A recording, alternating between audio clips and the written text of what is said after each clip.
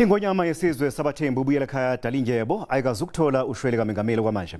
UMengameli uCyril Ramaphosa ubengakasivumi isicelo sikashwele wengonyama. Ungqongqoshe wezobulungiswa nokuhlunyeleliswa kwezimilo nesithangami sabezindaba ePitoli namhlanje wakuqinisekisa ukuthi ingonyama iyangena yona ohlelweni lokuncishiselwa ngonyaka isigwebo sayo. Zingaphekwe inkulungwane ezili-14 boshwa encishiselwe igwebo zazo namhlanje.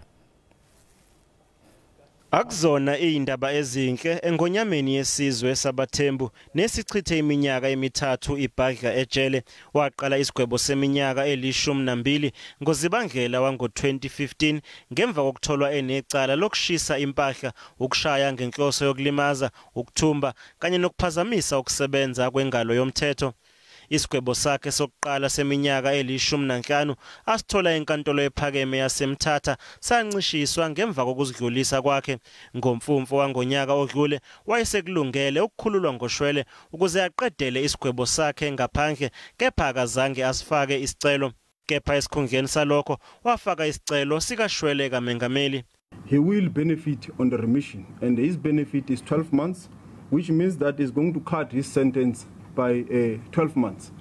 So in October, the king was already eligible for parole, to apply for parole and be considered for parole.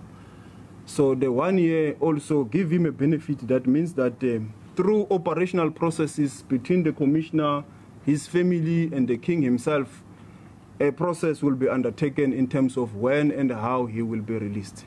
Nezinye iboshwa nazo zizonikezwa ithuba lesibili empilweni. The greater part that is eligible for this remission is 14,647 inmates are closer to their parole consideration dates.